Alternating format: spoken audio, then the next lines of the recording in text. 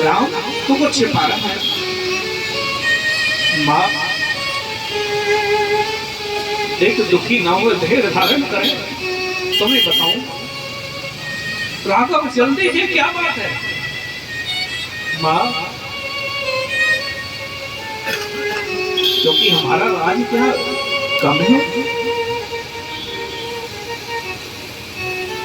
क्योंकि मुझे और 14 वर्ष के लिए अयोध्या से बाहर का राज संभालना है, क्योंकि अब ऋषि महात्मा को यहाँ आने की जरूरत नहीं पड़ेगी।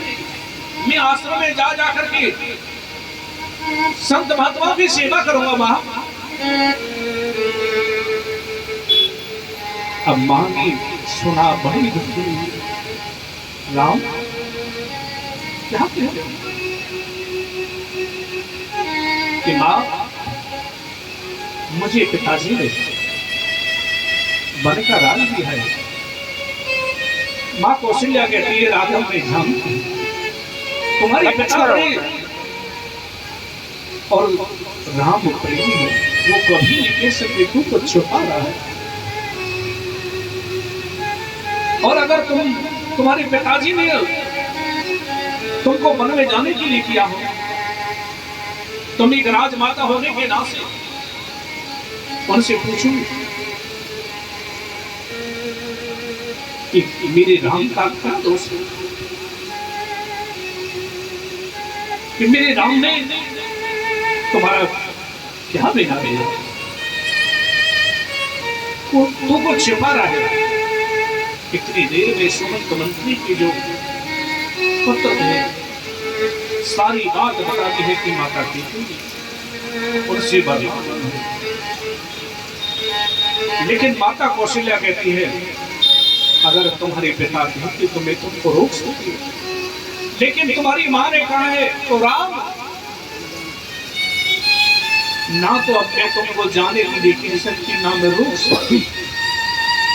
रोको तो मर्यादा और जाने की कहूं तो माँ का ममत्व।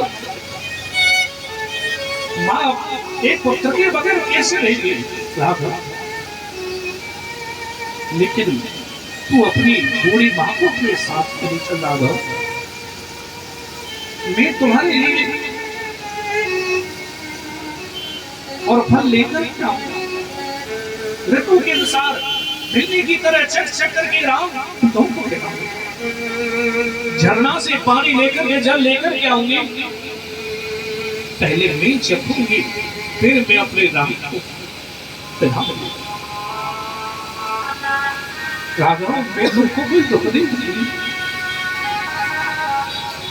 क्योंकि जब तू थक जाएगा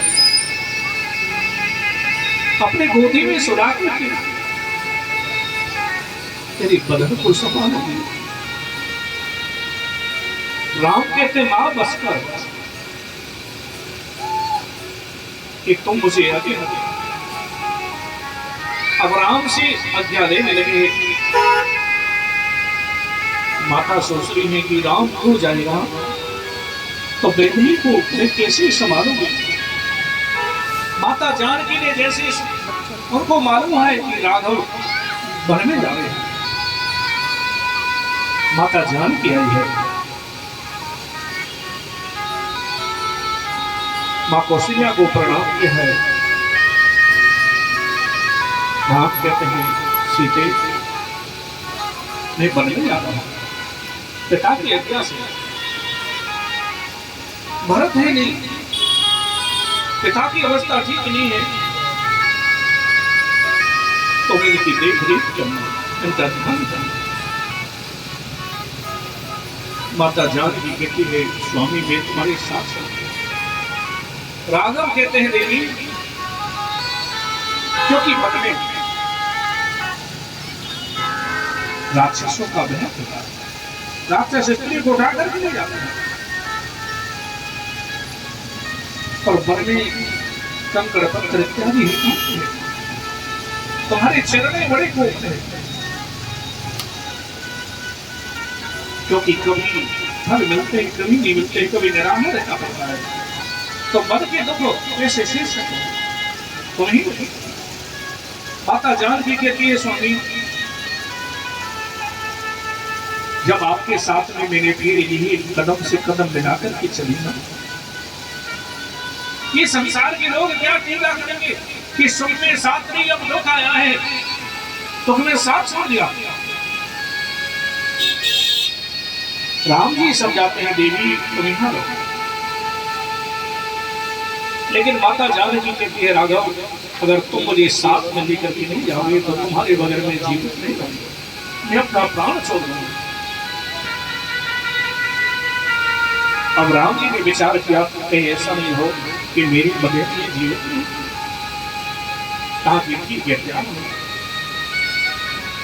इधर मेरे प्यारे भक्तों जो लक्ष्मण को मालूम हुआ कि राम वन में जा रहे हैं,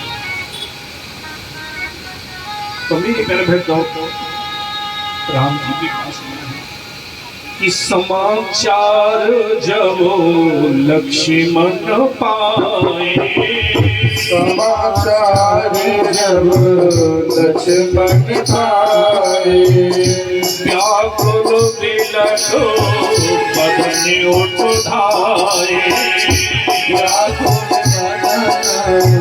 बदन उठाए, कंप पुलक तनो नील सनीरा, कि पुलके तने नील सनीरा, रहे शरण अतो प्रेम अधीरा, रहे चरण अति प्रेम अधीरा। लक्ष्मण जी दौड़ करके आए राघव मैं तुम्हारे साथ चलूंगा। लक्ष्मण जी आवेश में भी आगे राम के लिए क्रोध भी कर जाते हैं, पिता के लिए भी मेरी बिल्कुल तो कटु वचन बोल दिए, लेकिन राम कहते हैं लक्ष्मण पिता के लिए क्योंकि भरत है नहीं, पिता की हालत ठीक नहीं है, लक्ष्मण तुम माता पिता की सेवा करने का ध्यान रखना, अवधवासियों का ध्यान रखना। लेकिन लक्ष्मण कहते हैं कि प्रभु जब से मेरी सुर सवारी है मेरे केवल आप ही माता पिता हो, क्योंकि मैंने आपको और माता जानकी को अपना माता पिता मान लिया है, मैं आपके साथ में चलूंगा कुछ भी हो, क्योंकि ना तो इस लोक में मुझे कीर्ति चाहिए ना परलोक में मुझे मुक्ति चाहिए, क्योंकि जिसको यहाँ पर कीर्ति यश चाहिए उसको निंदा स्थिति गंभीर रहता है। मैं तो आपके साथ में चलूंगा और यदि आप लेकर के नहीं जाओगे तो आपका आज लक्ष्मण बचेगा। राम जी ने भी विचार किया कि ये पागल है मेरे बगैर जीवित नहीं रहे, ताकि ठीक है मां से आज्ञा ले। राम जी जानते हैं मां सुमित्रा आज्ञा मना नहीं करेंगे। अब लक्ष्मण जैसे पहुंचे मां सुमित्रा के पास में, माता सुमित्रा भी तैयारी में लगी हुई है कि राम की सवारी निकलेगी, अपने हाथों से मेरे पर फूल माला सजा रही है। लक्ष्मण पहुंचे हैं, मां सुमित्रा कहती है बेटा अभी कितना समय है राम की सवारी निकलने में। लक्ष्मण कहते मां तू बड़ी सरल है, तुझे पता नहीं क्या बेटा कि भैया को 14 वर्ष को वनवास में गया। माता सुमित्रा ने लक्ष्मण से कहा लक्ष्मण ये तुम्हारे ऊपर ने बड़ी कृपा की है, तुम तो सलाह की थी कि रेडी रहोगे बन तो रही है, क्योंकि 14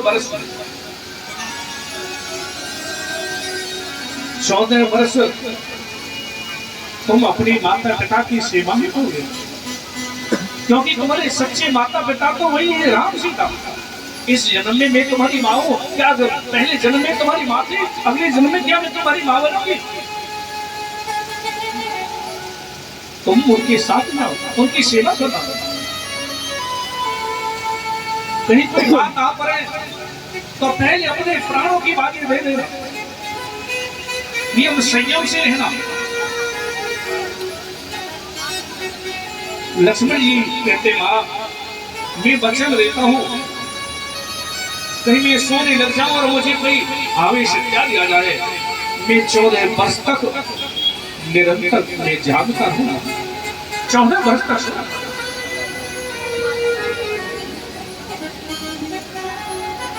क्योंकि माता सुमित्रा कहती है लक्ष्मण तेरे लिए तो वही अवध है जहां पर राम सीता है, उनकी सेना। कई संतों का मत है विदा करने के लिए मां सुमित्रा क्यों नहीं आई, क्योंकि माता सुमित्रा इसलिए नहीं आई जी, लक्ष्मण की पत्नी सुमित्रा जी ने सोचा कि यदि मैं विदा करने के लिए जाती हूं तो कहीं मेरे पति ये ना सोचे या मेरे आंखों में कोई अश्रु नहीं आ जाए कि ये भी साथ चलना चाहते हैं।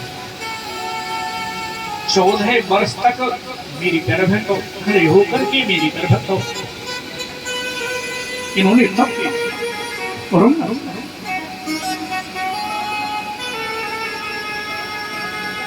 क्योंकि जमीन की मूर्ति मंद संत होकर के तप किया। जब मेरी गर्भ को लक्ष्मण को शक्ति लग जाती है, हनुमान जी कोटी लेकर के आते हैं, अयोध्या के ऊपर से जाते हैं, भरत जी निशाचर समझ करके बाण मारते हैं, हनुमान जी मेरी गर्भ को मूर्छित होकर विधायक अवस्था में गिर पड़ते हैं, राम राम पुकारते हैं, भरत जी पास में जाते हैं कि मुझसे नष्ट हो गया, ये तो कोई राम का भक्त है। हनुमान जी ने जब सारी बात बता दी कि लक्ष्मण को शक्ति लग गई है और मैं बूटी लेकर के जा रहा हूं और मेरे बूटी यदि समय पर नहीं पहुंचाई और सूर्यास्त हो गया तो लक्ष्मण के प्राण नहीं बचेंगे। लेकिन उर्मिला के मन में किसी प्रकार का भी कोई कष्ट नहीं है। हनुमान जी ने उर्मिला की तरफ देखा, पूछते हैं कि माता उर्मिला तुम्हारे पति संकट में है, मूर्छित अवस्था में पड़े और तुमको तनक भी कोई दुख नहीं है। लेकिन उर्मिला कहती है हनुमान जी चाहे तो तुम और समय तक रह सकते हो, क्योंकि मेरे पति को कुछ होने वाला नहीं है, क्योंकि मेरे पति तो आराम से सोए हुए हैं, क्योंकि 14 वर्ष हो गए, 14 वर्ष तक सोई नहीं है। आज भाई की जब गोदी मिल गई है तो थोड़ी देर के लिए आराम कर रहे हैं, क्योंकि जिसमें बाण लगता है शक्ति लगती है वही रोता है ना, क्योंकि शक्ति मेरे पति को नहीं लगी है, शक्ति तो राम को लगी है, क्योंकि राम रो रहे हैं मेरे पति को। जब राम की गोद मिल जाए तो थोड़ी देर के लिए आराम कर रहे हैं, तुम चाहे तो आराम से रह सकते हो, क्योंकि मेघनाथ का और लक्ष्मण का युद्ध मेरे गर्भ तो इन दोनों का युद्ध नहीं था, दो पतिव्रताओं के बीच का युद्ध था जी।